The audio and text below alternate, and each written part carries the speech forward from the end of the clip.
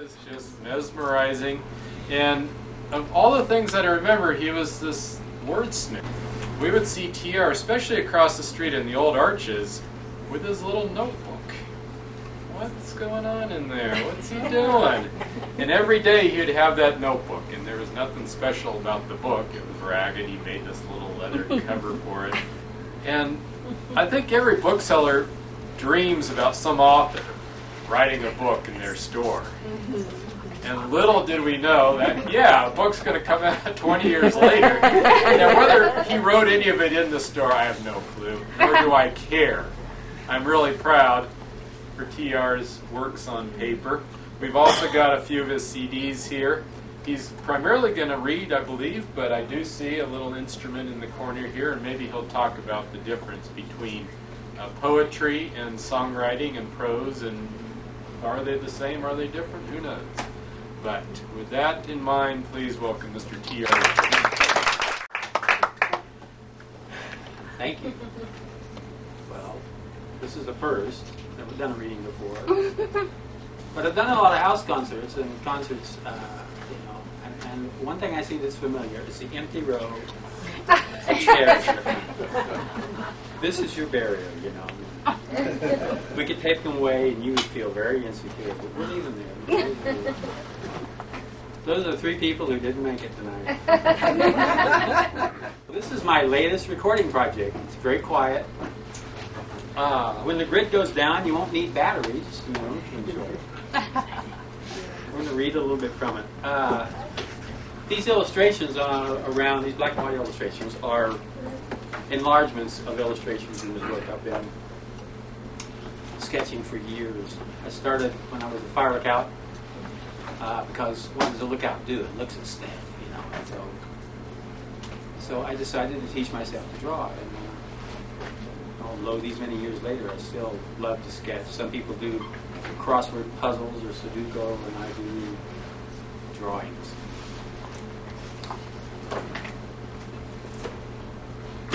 My poems.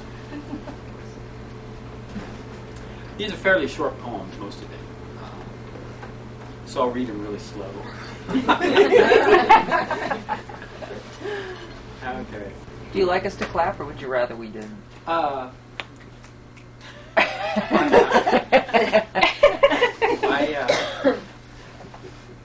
Let the spirit move you.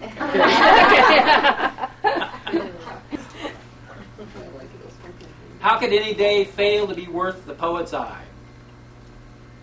An afternoon walk beside the ice-rimmed creek, solitary ravens high in the winter cottonwoods. Yes, every day they can be counted upon for inspiration. Yes, every day the glittering evidence throws itself in my face, as if to ask, which part of these instructions do you not understand? Yeah, we're down to that one. We were looking at the red cliffs, and he said something like, look over there at those cliffs. There's beauty just every day. It's just offering itself. And I was, kind of struck by the profundity of that. So I took his first line and ran with it. Beauty is there, offering itself every day, asking nothing. Not even that you notice the way light shines through dry grass at sundown, or the way shadows lay themselves across some arrangement of sandstone boulders, or how the crisp air moves in and out as you climb an upward trail. Blue mountains to the east, falling toward nightfall, taking you with them. And the sky opening its hands to show you this star, then this one, then these. Take them. Take all you want. The pockets of beauty are bottomless. Nice. Enter the desert in real time. And because then you experience this profound silence that to me is the soul of the desert. And it doesn't really matter where you go. You don't need to go to an arch or to a climbing wall. You just need to go out there. Because when you go out there, you leave this time and you go into eternal time in the canyons. Some of these side canyons go nowhere. Nothing back there but tangled oak, poison ivy, maybe an old cottonwood below some dry sand pour-off. Certainly no trail, nothing on the map. Nothing to recommend it. You'll see lizards, beetles, maybe a raven. One thing though, it'll be quiet. Still enough to hear the one-note dirge of the world. Where you come from, have you known such things? No. Then maybe you've arrived. Maybe what you need is such terrain to flush the noise and brain rot from your life. You're in luck. This time of day, the snakes are in their dens.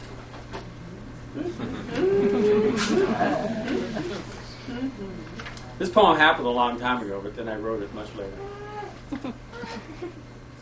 In a stove, in a room, in a house, in a town.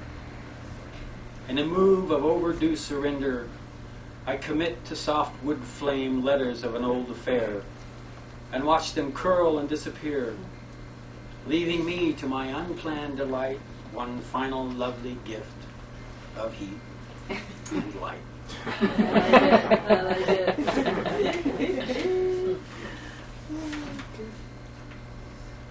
This may be related. Blessed by hindsight, I offer thanks to whatever gods may be that my prayers have not been answered, not one. I ask you now, what kind of luck is that?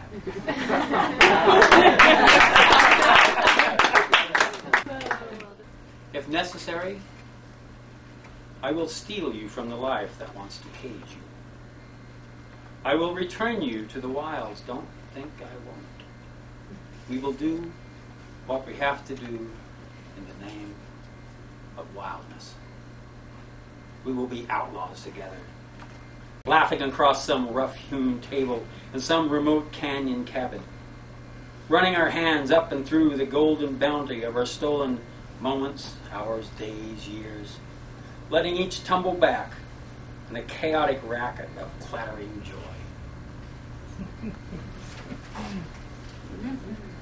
When I was 19, I was hired by the U.S. Forest Service to be a lookout on the Fisher River District up in northwest Montana. And it was a perfect job. I was the perfect age. It was the perfect time. And when I got up there, it was a perfect screw-up because they decided to close one of the lookouts for the summer, so there were 5 lookouts and only 4 stations. So we drew straws and I lost, and so I worked on the trail crew all that summer. And on the trail crew with me was a guy who played guitar. Quite good. And I would sit across from him night after night while he played and just watch him. And it was the first time I'd ever seen anybody play that close acoustic guitar. It was 1966, so folk music was pop music. And he heard it on the radio, and he introduced me to Dylan and Lightfoot and Joni Mitchell and a bunch of people that subsequently changed my life.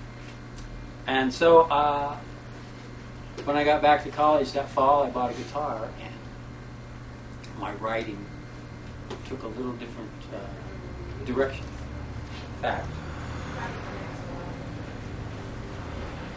I'll do one. Years later, I did become a lookout. So it all worked out in the end. Had I not worked on that trail crew, had I got that lookout job, I probably wouldn't be here right now. Who knows where I'd be? I believe in divine intervention or dumb luck or whatever things are that shape my life.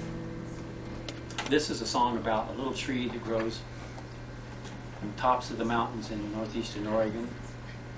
They're called whitebark pines, and they grow right out of the cracks in the granite us off.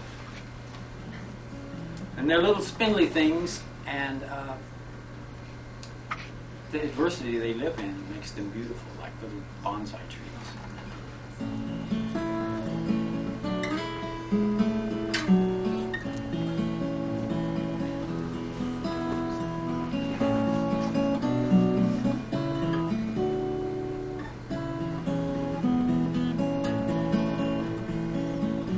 Anyway, this is their story.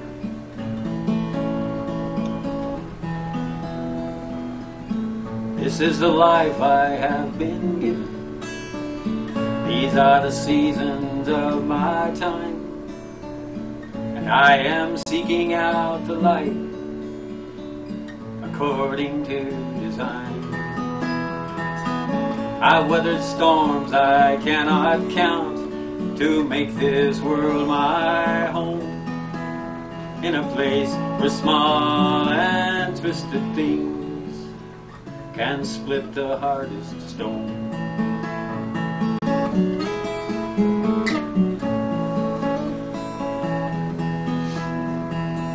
In one like me, you might not see how I have managed to exist, a fragile, crooked rack of limbs in terrain as rough as this.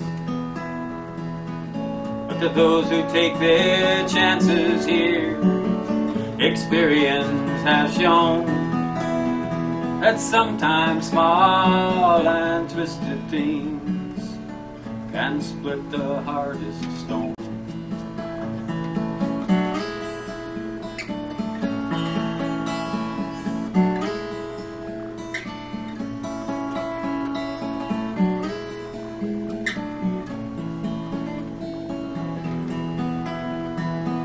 So shed no tears of pity here, and spin no tales of tragic grace. Just let it be enough that life is blooming in this rocky place. It is the proof that seeds will grow wherever they are sown, and that sometimes small and twisted things can split the hardest stone.